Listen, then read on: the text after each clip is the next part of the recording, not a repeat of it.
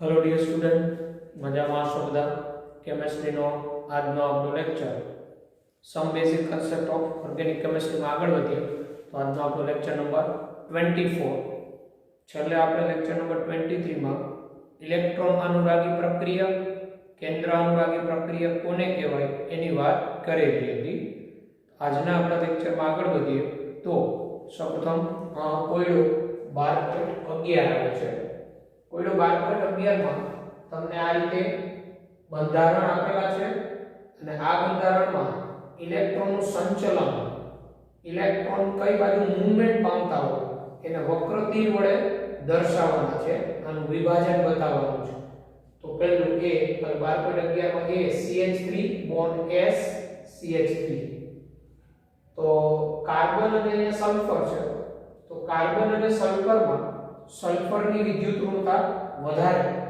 એટલે આ બંધમાંનું ઇલેક્ટ્રોન યુગ્મ આ રીતે સલ્ફર પર જાય અને આ રીતે CH3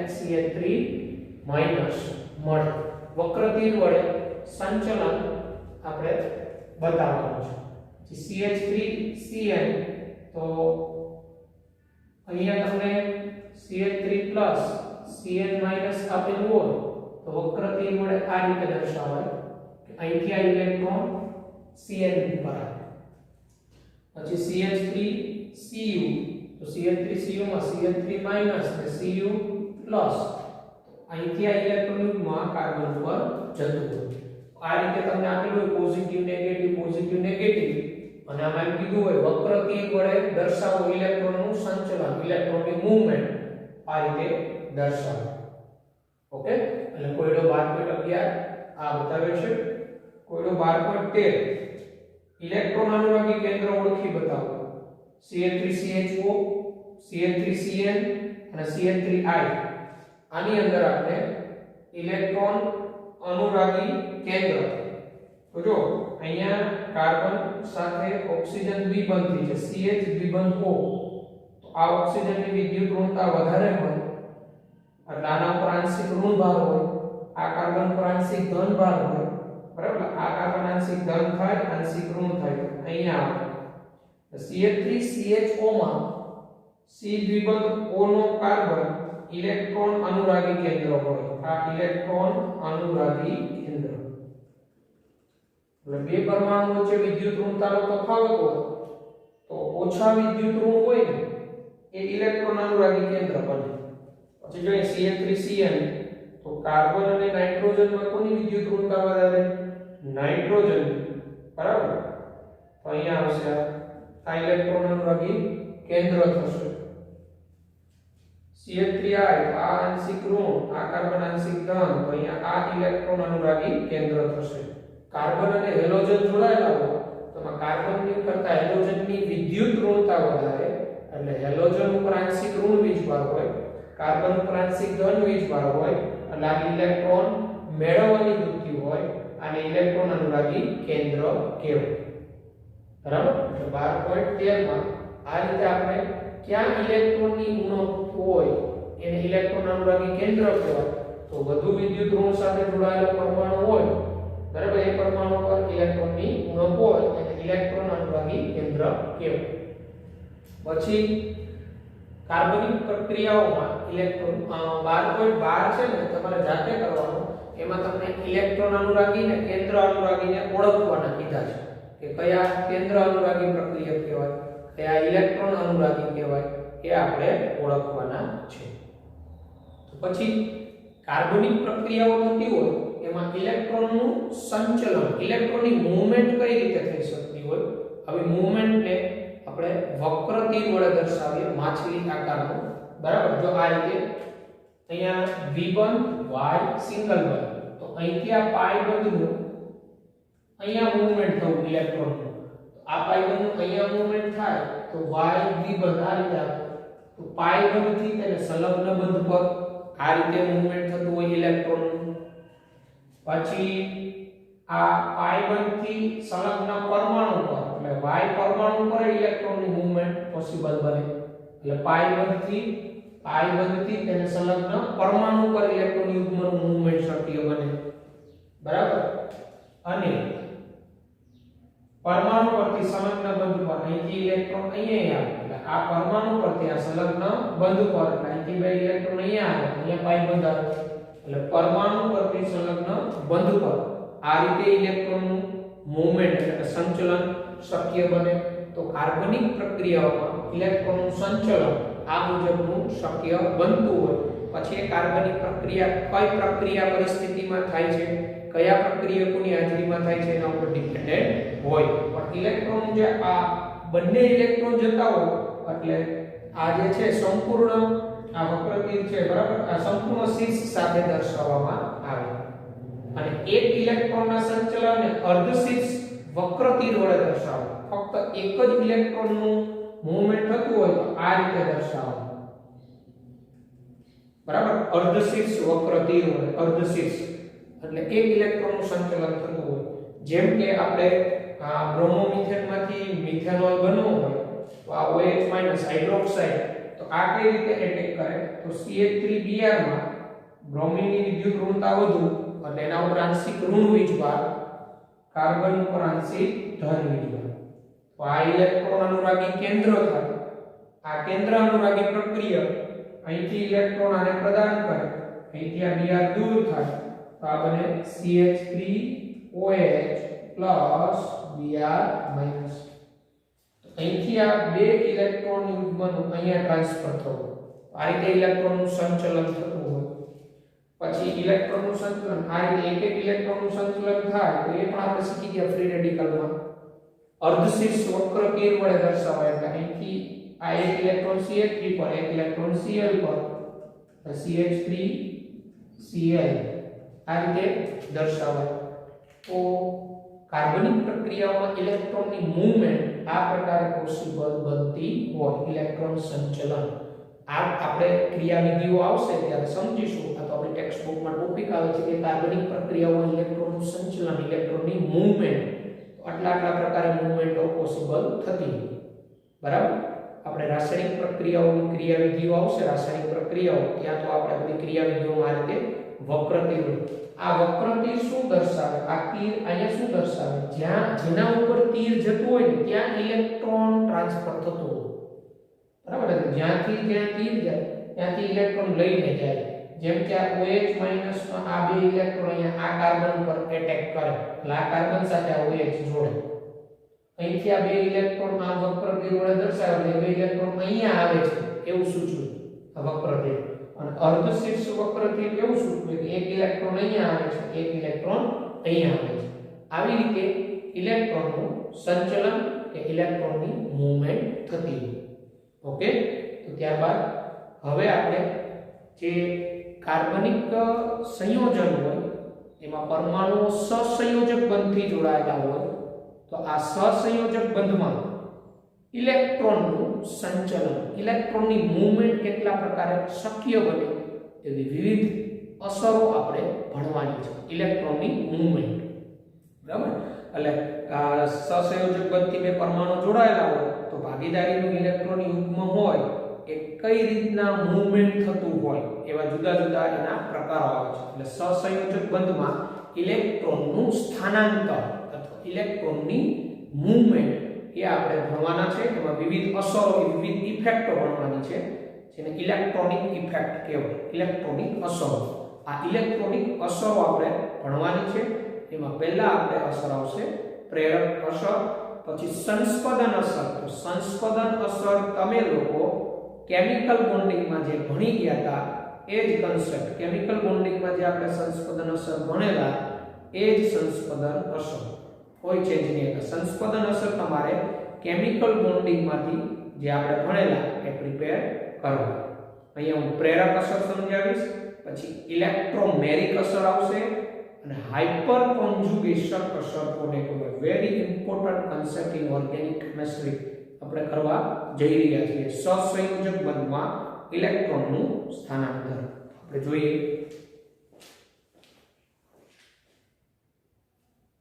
તો આપણો ટોપિક છે સહસંયોજક બંધમાં ઇલેક્ટ્રોનનું સ્થાનાંતર, સહસંયોજક બંધમાં ઇલેક્ટ્રોનનું સ્થાનાંતર.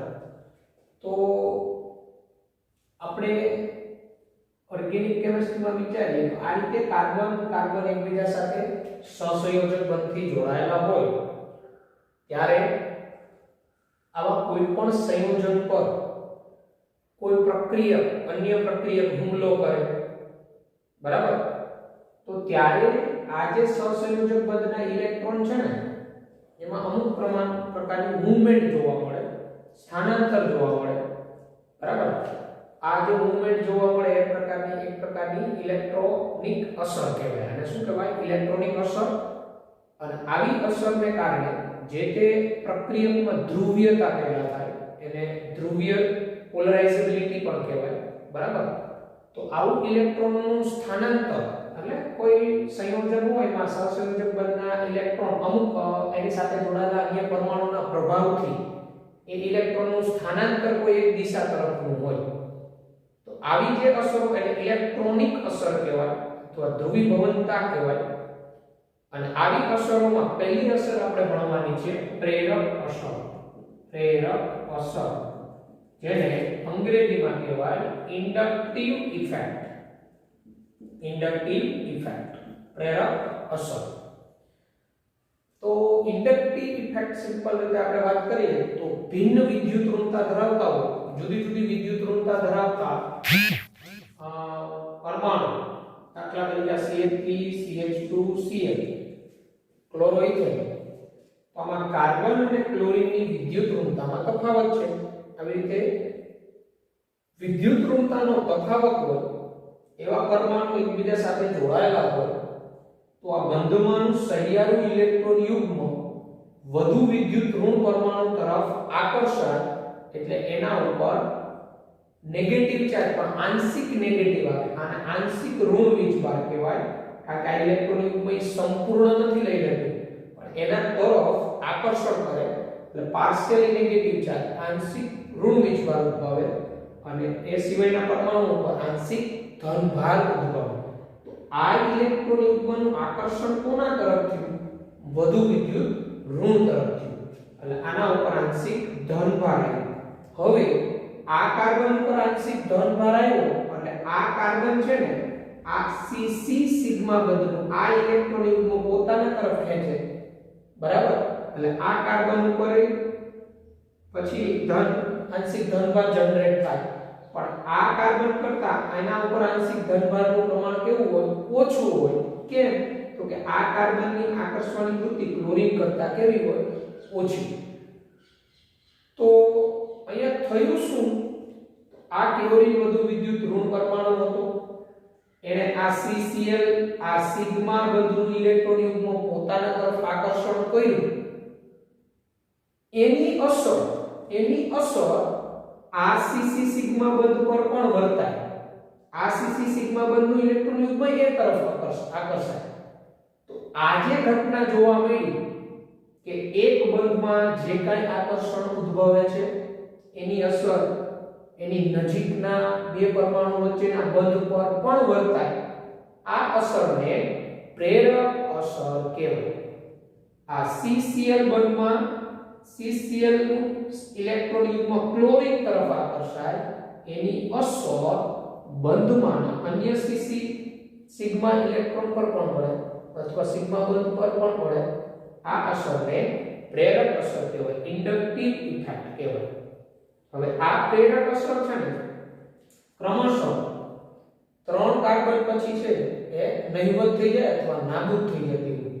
ઉદાહરણ તરીકે લઈએ તો CH3, CH2, CH2, CH2, Cl, આંશિક ઋણ, આંશિક ધન.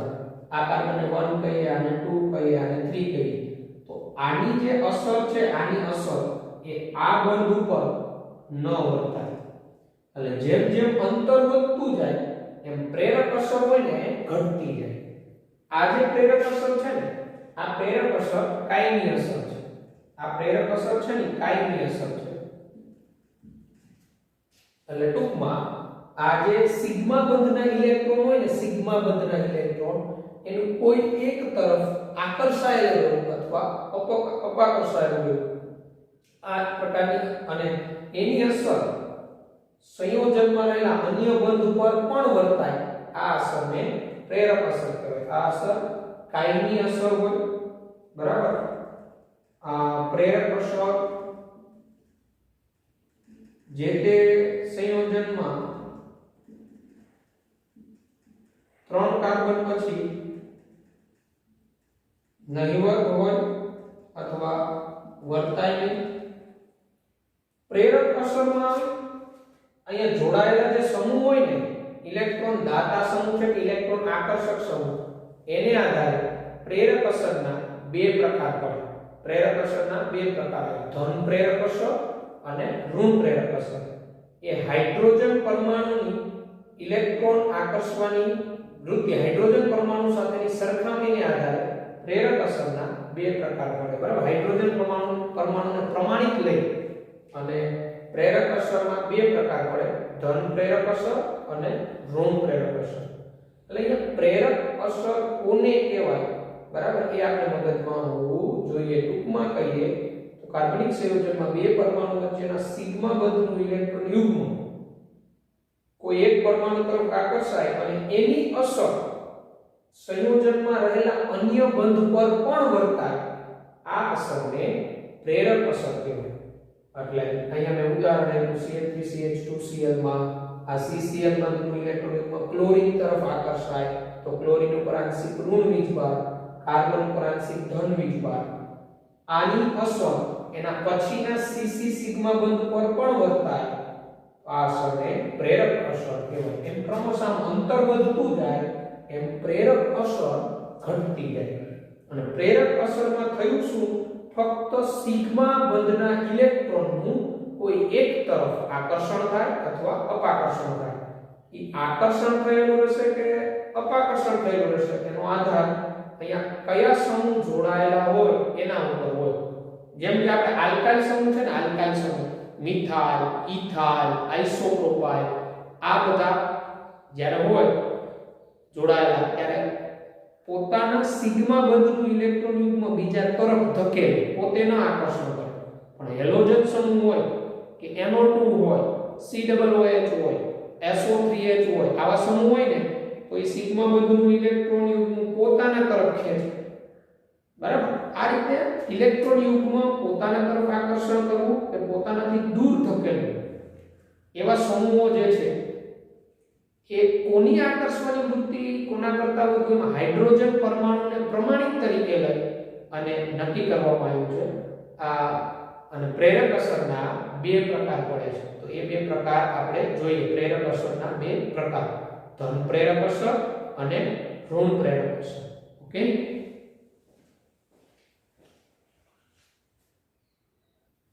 તો પ્રેરક અસર છે એક પ્રકારની કાયમી અસર છે. એટલે આજે જો આવું Cl જોડાયેલું હોય તો આના સિગ્મા ઇલેક્ટ્રોનનું આકર્ષણ હંમેશા જ્યાં સુધી એ સંયોજન અસ્તિત્વ ધરાવે ત્યાં સુધી એ સિગ્મા ઇલેક્ટ્રોનનું આકર્ષણ એ Cl તરફ જ રહે. એટલે આ કાયમી અસર કહેવાય. પ્રેરક અસર જે તે સંયોજનમાં 3 કાર્બન પછી નહિવત હોય. પ્રેરક અસરને આ રીતે તીરની નિશાની વડે દર્શાવવા આવા કે જ્યાં વધુ આકર્ષણ હોય ત્યાં રીતે વધુ તીર બતાવાય. જેમ જેમ અંતર વધતું જાય એમ પ્રેરક અસર ઓછી થતી જાય, બરાબર. એટલે એ તીરની નિશાની ઘટતી જાય. પ્રેરક અસરને દર્શાવવા માટે આ રીતે તીરની નિશાનીનો ઉપયોગ થાય. હવે પ્રેરક અસર છે નો સંબંધ વિસ્થાપક સમૂહની જે તે કાર્બનને ઇલેક્ટ્રોન પ્રદાન કરવાની કે ઇલેક્ટ્રોન સ્વીકારવાની ક્ષમતા સાથે છે. હવે પ્રેરક અસરનો સંબંધ છે એ અહીંયા કાર્બન સાથે જે તે કઈ સમૂહ જોડાયેલો હોય એ સમૂહની ઇલેક્ટ્રોન એ કાર્બન તરફ પ્રદાન કરવાની કે કાર્બન ના બંધનું ઇલેક્ટ્રોન આકર્ષણ કરવાની ક્ષમતા પર હોય. અને આ ઇલેક્ટ્રોન આકર્ષવાની ક્ષમતા એ હાઇડ્રોજન પરમાણુની સાપેક્ષે નક્કી કરવામાં આવેલી અને એ મુજબ ઇલેક્ટ્રોન આકર્ષક સમૂહ અને ઇલેક્ટ્રોન દાતા સમૂહ એ મુજબ વર્ગીકૃત કરવામાં આવે. એટલે હાઇડ્રોજન પરમાણુની સાપેક્ષે વિસ્થાપક સમૂહને ઇલેક્ટ્રોન આકર્ષક કે ઇલેક્ટ્રોન દાતા સમૂહ સ્વરૂપે વર્ગીકૃત કરવામાં આવે. ઇલેક્ટ્રોન દાતા સમૂહ કોને કહેવાય? તો જેની ઇલેક્ટ્રોન આકર્ષવાની વૃત્તિ હાઇડ્રોજન પરમાણુ કરતા ઓછી. ઇલેક્ટ્રોન દાતા અને જેની ઇલેક્ટ્રોન આકર્ષવાની વૃત્તિ હાઇડ્રોજન પરમાણુ કરતા વધુ એને ઇલેક્ટ્રોન આકર્ષક કહેવાય. ઇલેક્ટ્રોન દાતા સમૂહ સિગ્મા બંધના ઇલેક્ટ્રોનને પોતાનાથી દૂર ધકેલે, બીજાના તરફ ધકેલે, અને ઇલેક્ટ્રોન આકર્ષક સમૂહ સિગ્મા બંધના ઇલેક્ટ્રોન પોતાની તરફ ખેંચે. અહીંયા Cl છે આ ઇલેક્ટ્રોન આકર્ષક કહેવાય, આ બંધનું ઇલેક્ટ્રોન પોતે ખેંચે છે. તો આવી રીતે ઇલેક્ટ્રોન દાતા ઇલેક્ટ્રોન આકર્ષકને આધારે પ્રેરક અસરના બે પ્રકાર પડે. ધન પ્રેરક અસર, જેને અંગ્રેજીમાં પોઝિટિવ ઇન્ડક્ટિવ ઇફેક્ટ કહેવાય, શોર્ટમાં પ્લસ આઈ અસર એટલે ધન પ્રેરક અસર. તો ધન પ્રેરક અસર કોને કહેવાય? બે પ્રકાર, ધન પ્રેરક અસર અને ઋણ પ્રેરક અસર. ધન પ્રેરક અસર કોને કહેવાય અને આવી ધન પ્રેરક અસર ઉત્પન્ન કરતા સમૂહો કયા કયા? એ સમૂહોમાં કોની ધન પ્રેરક અસર વધુ એ ક્રમ આપણે જોવાનો છે. તો જે વિસ્થાપક સમૂહોની ઇલેક્ટ્રોન આકર્ષવાની ક્ષમતા હાઇડ્રોજન કરતા ઓછી હોય, હાઇડ્રોજન પરમાણુ કરતા ઓછી હોય, ઇલેક્ટ્રોન આકર્ષવાની ક્ષમતા હાઇડ્રોજન પરમાણુ કરતા ઓછી, તો આવા સમૂહ જ્યારે જોડાયેલા હોય ત્યારે તેના દ્વારા ઉદ્ભવતી અસરને ધન પ્રેરક અસર કહેવાય. બરાબર? એટલે જે વિસ્થાપક સમૂહ જોડાયેલા હોય એની ઇલેક્ટ્રોન આકર્ષવાની વૃત્તિ હાઇડ્રોજન પરમાણુ કરતા ઓછી હોય તો એના દ્વારા ઉદ્ભવતી અસરને ધન પ્રેરક અસર કહેવાય. અને આ ધન પ્રેરક અસરની પ્રબળતાનો ક્રમ અથવા ક્ષમતાનો ક્રમ, તો સૌથી વધુ ધન પ્રેરક અસર O- ની હોય. કોની હોય? O- હોય ને એ ઇલેક્ટ્રોન આકર્ષણ ન કરતો હોય, ઇલેક્ટ્રોન દાન કરતો હોય. તો O- greater than COO- greater than alkyl સમૂહ. આલ્કાઇલ સમૂહમાં તમને ખબર હોય તો તૃતીયક આલ્કાઇલ સમૂહ હોય, દ્વિતીયક આલ્કાઇલ સમૂહ હોય, પ્રાથમિક હોય, મિથાઇલ હોય. તો એમાં સૌથી વધુ આલ્કાઇલ સમૂહમાં સૌથી વધુ તૃતીયક આલ્કાઇલ સમૂહની પ્લસ આઈ અસર, ધન પ્રેરક અસર. એટલે આ જે સમૂહ જ્યારે જોડાયેલા હોય ને કોઈ સાથે ત્યારે બંધમાંનું સિગ્મા ઇલેક્ટ્રોન પોતે ન ખેંચે પણ ભાગીદારનો ઇલેક્ટ્રોન યુગ્મ બીજા તરફ ધકેલે, દાન કરે, તેને દાતા સમૂહ કહેવાય. તૃતીયક બ્યુટાઇલ ગ્રેટર ધેન આઇસોપ્રોપાઇલ એટલે દ્વિતીયક આલ્કાઇલ સમૂહ, કારણ કે આ કાર્બન દ્વિતીયક હોય, is greater than ethyl, is greater than methyl, is greater than tritium, is greater than deuterium, is greater than hydrogen.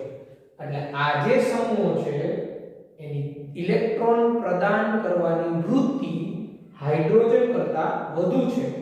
આ બધા જ સમૂહ ધન પ્રેરક અસર ઉત્પન્ન કરે. જ્યારે આ સમૂહ છે અહીંયા દાખલા તરીકે Cl છે એની જગ્યાએ આમાંથી કોઈ પણ સમૂહ જોડાયેલો હોય ત્યારે આ બંધમાંનું સિગ્મા ઇલેક્ટ્રોન યુગ્મ પોતાના તરફ નહીં પણ પોતાનાથી દૂર ધકેલે. એટલે આ બધાને ઇલેક્ટ્રોન દાતા સમૂહ કહેવાય. આ બધા સમૂહ પ્લસ આઈ અસર ઉત્પન્ન કરતા સમૂહ કહેવાય. કઈ અસર ઉત્પન્ન કરતા સમૂહ? પ્લસ આઈ અસર. આ જે ક્રમ આવ્યો આ ક્રમ MCQ માટે મોસ્ટ ઇમ્પોર્ટન્ટ ક્રમ આપણે યાદ રાખવાનો હોય. આ હાઇડ્રોજન પરમાણુની સાપેક્ષે પ્રાયોગિક રીતે ઇલેક્ટ્રોન આકર્ષવાની વૃત્તિ ઓછી હોય એવું માપન થયું હોય એને આધારે આ ક્રમ આપેલો છે. આ બધા ઇલેક્ટ્રોન દાતા સમૂહ કહેવાય. એટલે ધન પ્રેરક અસર ઉત્પન્ન કરતા સમૂહ કયા કયા? તો આ બધા જ સમૂહ ધન પ્રેરક અસર ઉત્પન્ન કરે પણ એમાં સાપેક્ષે કોઈની વધુ કોઈની ઓછી હોય પણ ઉત્પન્ન કરતી અસર આ બધા પ્લસ આઈ અસર ઉત્પન્ન કરતા. એટલે આપણે એવો પ્રશ્ન પૂછે કે નીચેનામાંથી પ્લસ આઈ અસરની પ્રબળતા દર્શાવતા સમૂહનો યોગ્ય ક્રમ કયો? તો એ ક્રમ આપણે આ યાદ રાખવો જોઈએ. ઓકે, એટલે ધન પ્રેરક અસર કોને કહેવાય એ આપણે અહીંયા દર્શાવ્યું. એટલે આ બધા સમૂહ ઇલેક્ટ્રોન સિગ્મા ઇલેક્ટ્રોનનું પોતાનાથી દૂર ધકેલે દાન માટે, બરાબર. તો પછીની વાત કરીએ આપણે ઋણ પ્રેરક અસરની વાત કરીએ, નેગેટિવ ઇન્ડક્ટિવ ઇફેક્ટ. ઓકે,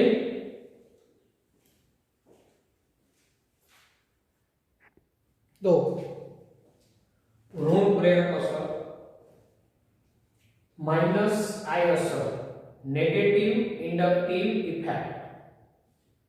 તો જે વિસ્થાપક સમૂહ ઇલેક્ટ્રોન આકર્ષવાની ક્ષમતા હાઇડ્રોજન કરતા વધુ, ત્યારે તેમના દ્વારા ઉદ્ભવતી અસરને માઇનસ આઈ અસર કહેવાય. એટલે એવા વિસ્થાપક સમૂહ જોડાયેલા હોય એની ઇલેક્ટ્રોન આકર્ષવાની ક્ષમતા હાઇડ્રોજન પરમાણુ કરતા વધુ, એવા બધા સમૂહ ઇલેક્ટ્રોન આકર્ષક સમૂહ, અને એવા સમૂહ દ્વારા ઉદ્ભવતી અસરને ઋણ પ્રેરક અસર કહેવાય, નેગેટિવ ઇન્ડક્ટિવ ઇફેક્ટ. માઇનસ આઈ અસર ધરાવતા સમૂહો જેને ઇલેક્ટ્રોન વિડ્રોઈંગ ગ્રુપ કહેવાય અંગ્રેજીમાં, શોર્ટમાં EWG, ઇલેક્ટ્રોન વિડ્રોઈંગ ગ્રુપ, ગુજરાતીમાં ઇલેક્ટ્રોન આકર્ષક સમૂહ. આ જે સમૂહો છે વિસ્થાપક સમૂહ, એની માઇનસ આઈ અસરની પ્રબળતાનો પ્રમાણ, માઇનસ આઈ અસર કોની સૌથી વધુ, તો NF3+ greater than NH3+, greater than CF3, greater than NO2, greater than Cn, greater than SO3H, greater than COCl, greater than CHO, is greater than COR, is greater than chlorine, greater than chlorine, greater than bromine, greater than iodine, greater than OH, greater than CH3CH2, vinyl. Vinyl is greater than phenyl, C6H5 is greater than H. આ આગળ જે છે એ બંધ સૂચવે, dash એટલે કોઈ minus નથી, ઈ dash એટલે ત્યાંથી બંધ બનાવીને જોડાયેલો હોય એવું સૂચવે, ત્યાંથી બંધ બનાવે. આ જે ક્રમ છે આપણે લખીને તૈયાર કરવાનો અને યાદ રાખવાનો હોય. આ માઇનસ આઈ અસર ધરાવતા સમૂહ, આ બધાને EWG કહેવાય, ઇલેક્ટ્રોન વિડ્રોઈંગ ગ્રુપ, એટલે કે ઇલેક્ટ્રોન આકર્ષક સમૂહ. આ બધા આમાંથી કોઈ પણ જ્યારે સિગ્મા બંધથી કોઈ પરમાણુ સાથે જોડાયેલો હોય ત્યારે સિગ્મા બંધનું ઇલેક્ટ્રોન યુગ્મ પોતાની તરફ આકર્ષણ કરે, પોતાના તરફ આકર્ષી રાખે, એની આ અસર એના પછીના બંધ પર પણ વર્તાય, એટલે પોતાના તરફ આકર્ષણ થયું, એટલે આને માઇનસ આઈ અસર કે ઋણ પ્રેરક અસર. અને આગળ આપણે હમણાં જોયા હતા પેલા આલ્કાઇલ સમૂહ બધા, ઈ જ્યારે જોડાયેલા હોય ત્યારે સિગ્મા બંધનું ઇલેક્ટ્રોન યુગ્મ પોતાનાથી દૂર ધકેલે, એટલે બીજા તરફ ધકેલે, એટલે એ સમૂહને ધન પ્રેરક અસર કહેવાય. એટલે આ બધા સમૂહ છે એ ઋણ પ્રેરક અસર ઉત્પન્ન કરતા સમૂહ છે.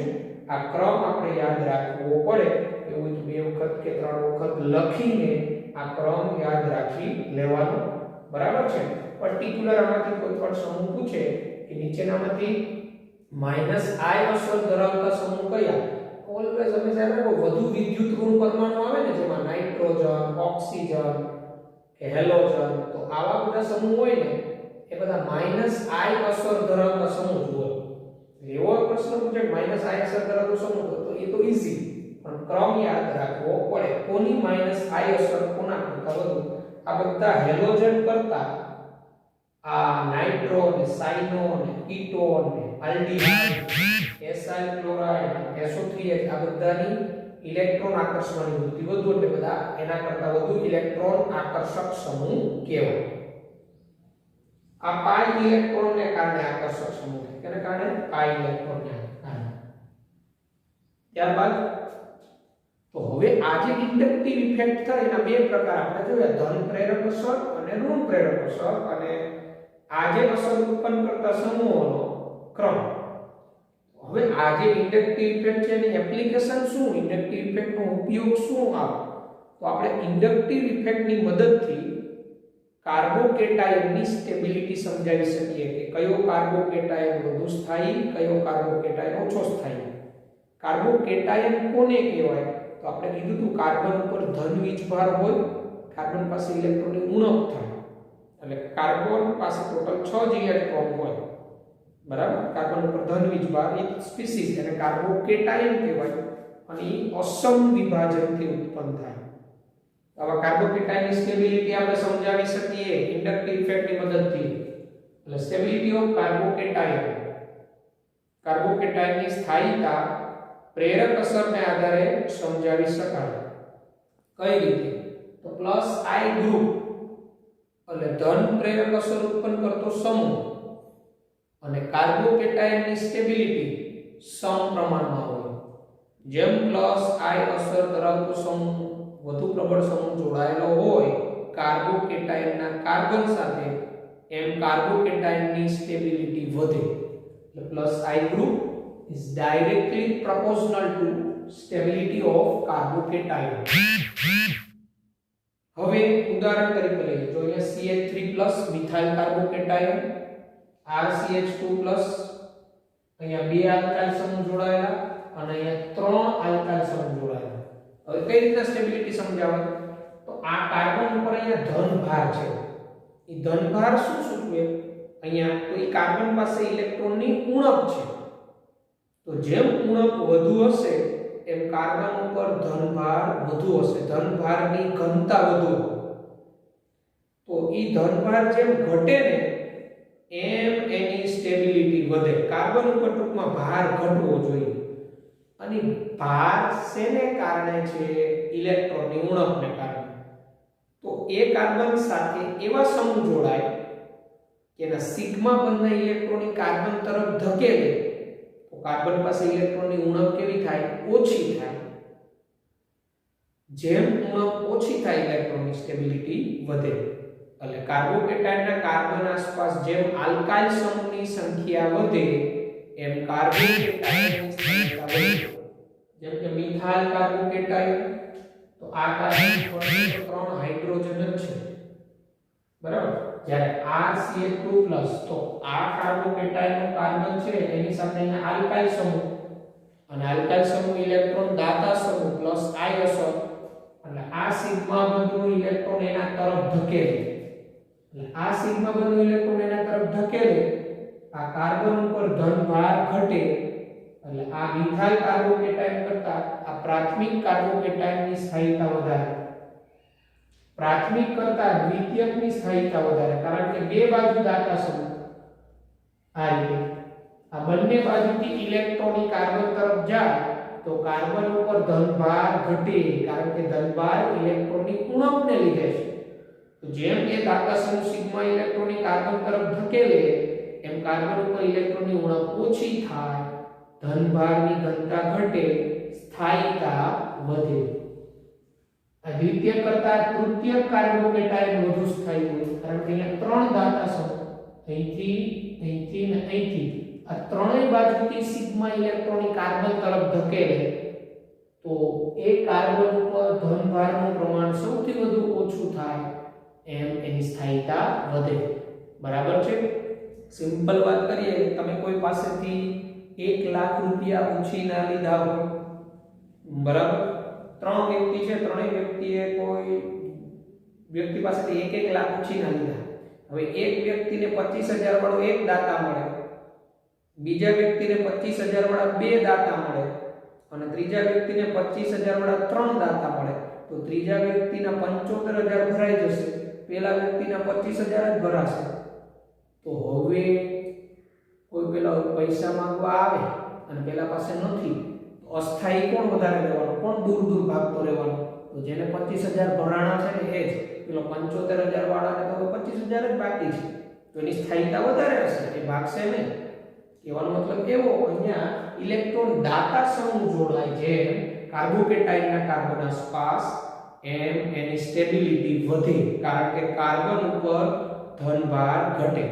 એટલે એક આ પ્રેરક અસર પરથી કાર્બોકેટાયનની સ્ટેબિલિટી સમજાવી શકાય. બીજું ઉદાહરણ લઈએ, જો અહીંયા કાર્બોકેટાયન છે અહીંયા આ કાર્બન ઉપર અહીંથી જ એક દાતા સમૂહ છે, સાયક્લો આલ્કાઇલ સમૂહ દાતા સમૂહ છે. આ કાર્બોકેટાઇન નો કાર્બન અહીંથી બે દાતા સમૂહ, અહીંથી ને પ્રદાન થાય, અહીંથી ને એના તરફ ઇલેક્ટ્રોન ધકેલે. આ કાર્બોકેટાઇન નો કાર્બન અહીંયા ત્રણ દાતા સમૂહ, અહીંથી આ સિગ્મા ઇલેક્ટ્રોન એના તરફ ધકેલે, અહીંથી આ સિગ્મા ઇલેક્ટ્રોન એના તરફ ધકેલે, અહીંથી આ સિગ્મા ઇલેક્ટ્રોન એના તરફ ધકેલે. તો અહીંયા કાર્બોકેટાઇન ના કાર્બન આસપાસ ત્રણ દાતા સમૂહ, એટલે ત્રણ બાજુથી ઇલેક્ટ્રોન એના તરફ ધકેલાય. એટલે આ કાર્બન ઉપર ધનભારની ઘનતા સૌથી ઓછી, સ્થાયીતા સૌથી વધુ. આ સ્થાયીતાનો ક્રમ થાય. ટૂંકમાં કાર્બોકેટાઇનના કાર્બન આસપાસ જેમ પ્લસ I અસર ધરાવતા સમૂહ વધુ જોડાય એમ સ્થાયીતા વધે, કારણ કે કાર્બન ઉપરથી ધનભાર ઘટાડે. ત્યારબાદ અહીંયા તમે જોશો આ કાર્બન આસપાસ 3 ટ્રિટિયમ જોડાયેલા છે, આ કાર્બન આસપાસ 3 ડ્યુટેરિયમ જોડાયેલા છે, આ કાર્બન આસપાસ 3 હાઇડ્રોજન જોડાયેલા છે. તો પ્લસ I અસર ટ્રિટિયમની વધુ, પછી ડ્યુટેરિયમ, પછી હાઇડ્રોજન. તો અહીંયા પ્લસ I અસર આની વધુ 3 ટ્રિટિયમની, એટલે આ 3 ટ્રિટિયમ વાળો કાર્બોકેટાઇન મોર સ્ટેબલ, કારણ કે 3 ટ્રિટિયમની પ્લસ I વધુ એટલે મોર સ્ટેબલ. પછી 3 ડ્યુટેરિયમ અને પછી 3 હાઇડ્રોજન વાળો, કારણ કે ડ્યુટેરિયમની પ્લસ I અસર હાઇડ્રોજન કરતા વધુ, જ્યારે ડ્યુટેરિયમ કરતા ટ્રિટિયમની. તો જેમ પ્લસ I અસર વધે કાર્બોકેટાઇનની સ્ટેબિલિટી વધે. તો આ રીતે એટલે પ્લસ I અસર અને કાર્બોકેટાઇનની સ્થાયીતા સમપ્રમાણમાં હોય, પણ માઈનસ I અસર અને કાર્બોકેટાઇનની સ્થાયીતા વચ્ચે કેવો સંબંધ થાય? વ્યસ્ત સંબંધ થાય. હવે આપણે એવા ઉદાહરણ જોઈએ.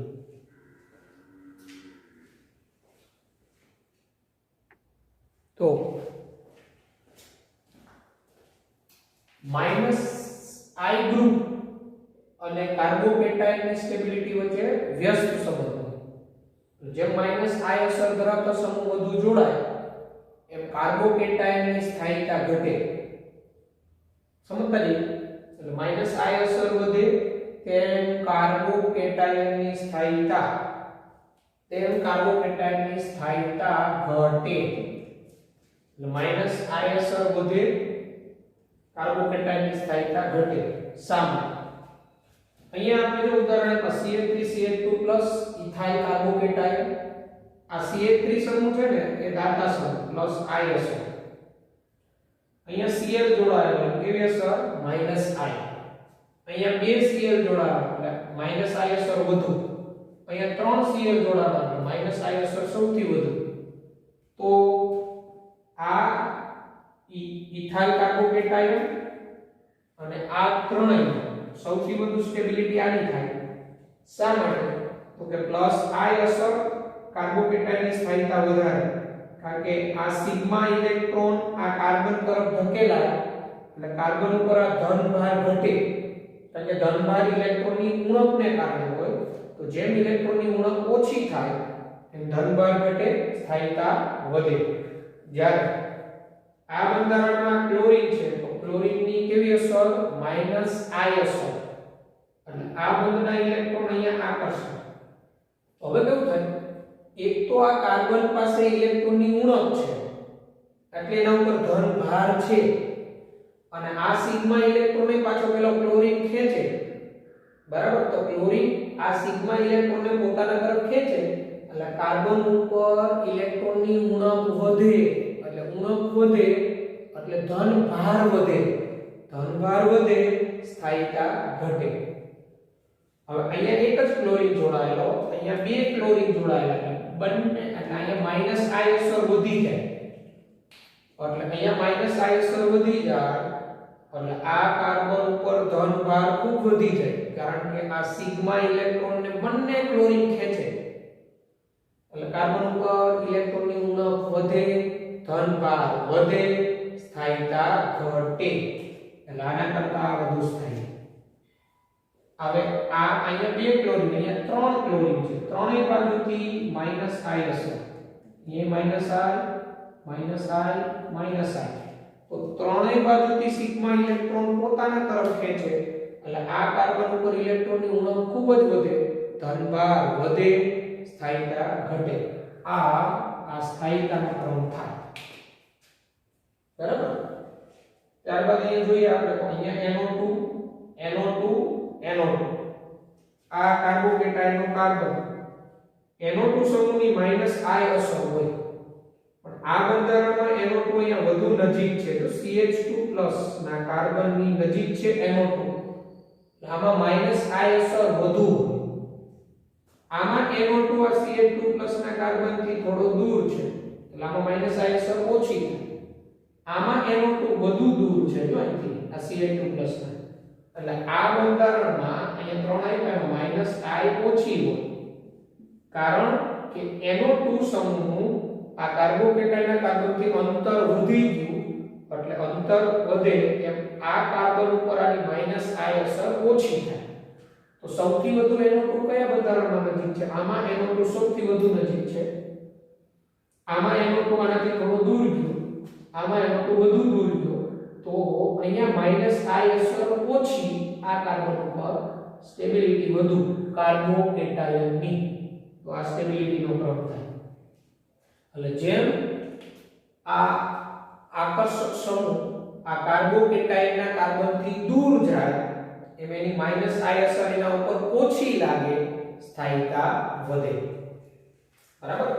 એટલે આ -I અસર અને કાર્બોકેટાયનની સ્થાયીતા આપણે એના ઉદાહરણ જોઈએ.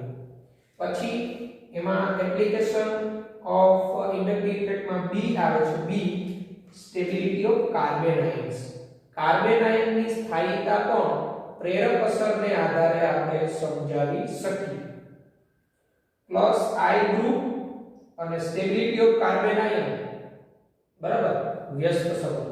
એટલે ધન પ્રેરક અસર વધે, કાર્બન આયનની સ્થાયીતા ઘટે. કાર્બન આયન એટલે કાર્બન ઉપર નેગેટિવ ચાર્જ હોય, કાર્બન ફરતે 8 ઇલેક્ટ્રોન હોય, પણ કાર્બન ઉપર નેગેટિવ ચાર્જ હોય એવી સ્પીસીઝને કાર્બન આયન કહેવાય. બરાબર.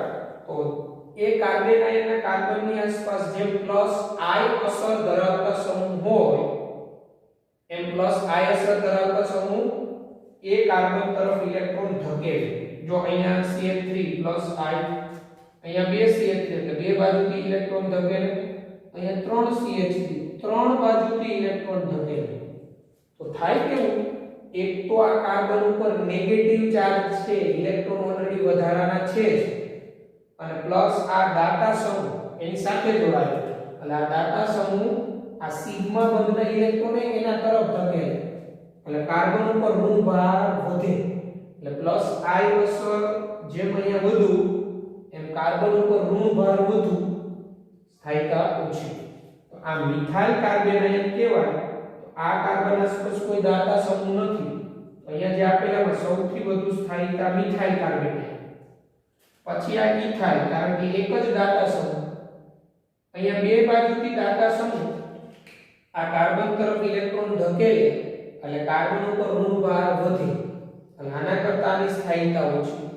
અહીંયા ત્રણ બાજુથી દાતા સમૂહ, કાર્બન ઉપર તો ઓલરેડી ઇલેક્ટ્રોન વધુ છે જ, અને ત્રણ દાતા સમૂહ આવ્યો, અને ત્રણેય બાજુથી સિગ્મા ઇલેક્ટ્રોન કાર્બન તરફ ધકેલે, એટલે કાર્બન ઉપર ઋણ વીજભાર વધે, સ્થાયીતા ઘટે.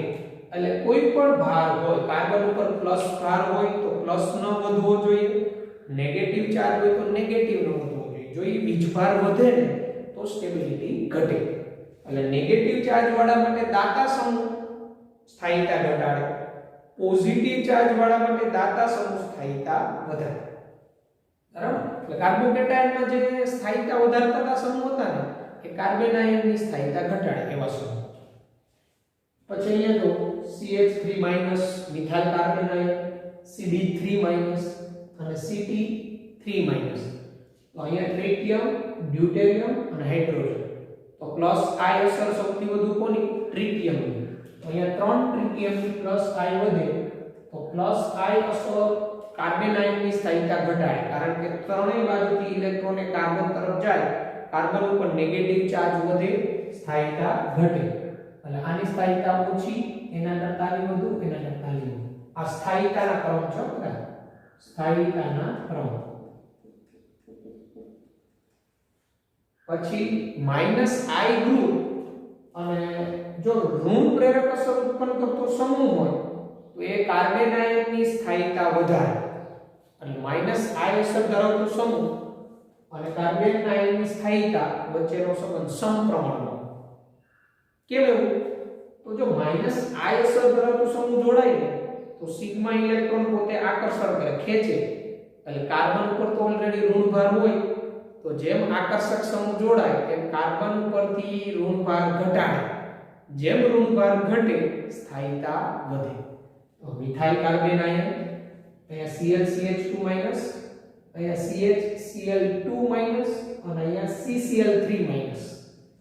તો સૌથી વધુ માઈનસ I અસર આમાં છે. અહીંયા ત્રણ બાજુથી ઇલેક્ટ્રોન ખેંચે, એ ત્રણેય બાજુથી ક્લોરીન સિગ્મા ઇલેક્ટ્રોન પોતાના તરફ ખેંચે તો કાર્બન ઉપર ઋણ ભાર ઘટે, એટલે આ ત્રણેયમાં સૌથી વધુ સ્થાયીતા આની થાય. CCl3 માઈનસ ની સ્ટેબિલિટી વધુ, કારણ કે ત્રણ આકર્ષક સમૂહ ત્રણેય બાજુથી સિગ્મા ઇલેક્ટ્રોન ખેંચે અને કાર્બન ઉપર ઋણ વીજભાર ઘટે, સ્થાયીતા વધે કાર્બન. જ્યારે પછી આની આવે, કારણ કે અહીંયા બે આકર્ષક સમૂહ બે બાજુથી, અહીંયા એક જ આકર્ષક સમૂહ અને અહીંયા તો કોઈ આકર્ષક સમૂહ છે જ નહીં, આમાં સ્થાયીતામાં પ્રમાણ માઈનસ I અસર વધે, કેમ કાર્બન આયનના કાર્બન ઉપરથી ઋણ વીજભારનું પ્રમાણ ઓછું થાય, સ્ટેબિલિટી વધે.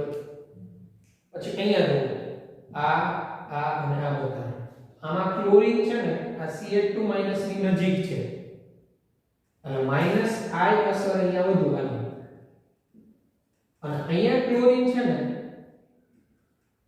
એ CH2 માઈનસ થી દૂર છે. આ CH2 માઈનસ કાર્બન આયનના કાર્બનથી આ ક્લોરીન દૂર છે, અહીંયા કાર્બન આયનના કાર્બનની નજીક છે ક્લોરીન, તો અહીંયા માઈનસ I અસર ઓછી, તો માઈનસ I અસર ઘટે, કાર્બન આયનની સ્થાયીતા ઘટે. તો આમાં સૌથી વધુ માઈનસ અહીંયા, આની સ્થાયીતા આના કરતા વધુ, આની સ્થાયીતા આના કરતા આ કમ થાય સ્થાયીતા. બરાબર.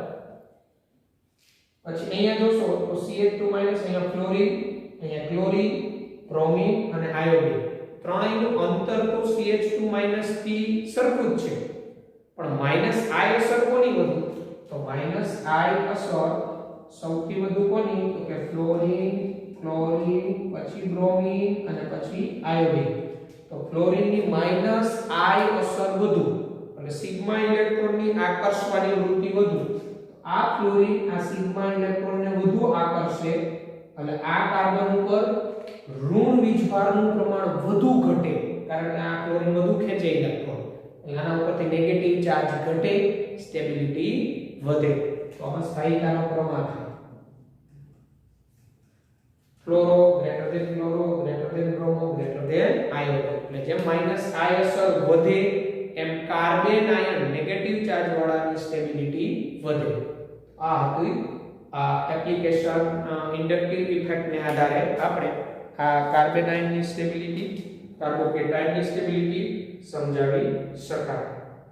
આ ઉપરાંત આપણે કાર્બનના સંકરણ આપ્યા હોય, બરાબર, sp3 સંકરણનો કાર્બન, sp2 અને sp, તો સૌથી વધુ વિદ્યુત ઋણતા કેમાં હોય? sp સંકરણ. તો એ કાર્બન આયન મોર સ્ટેબલ, બરાબર. જેમ કે અહીંયા આપણે દર્શાવીએ, અહીંયા હું બોક્સમાં બતાવી દઉં છું. આ રીતે હોય CH3 CH2 માઈનસ, આ કાર્બનનું સંકરણ sp3, પછી CH દ્વિબંધ CH,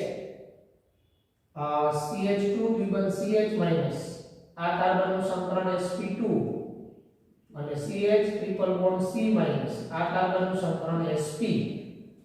તો પરસેન્ટેજ S અને કાર્બન આયનની સ્થાયીતા સમપ્રમાણમાં હોય. કાર્બન આયનની સ્થાયીતા આમાં S છે ને 50% હોય. તો sp સંકરણનો કાર્બન ધરાવતો કાર્બન આયન હોય ને મોર સ્ટેબલ હોય. આની સ્ટેબિલિટી આના કરતા વધુ, આની સ્ટેબિલિટી આની.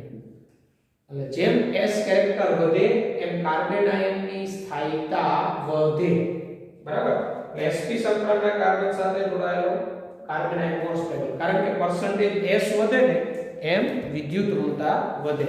આ સિવાયની એપ્લિકેશન છે, આપણે કાર્બોક્સિલિક એસિડ હોય ને એની એસિડિક પ્રબળતા, આલ્કોહોલ હોય એની એસિડિક પ્રબળતા આ ઇન્ડક્ટિવ ઇફેક્ટને આધારે સમજાવી શકાય. એસિડિક પ્રબળતા પણ કે બેઝિક પ્રબળતા પણ આપણે આ ઇન્ડક્ટિવ ઇફેક્ટને આધારે સમજાવી શકાય.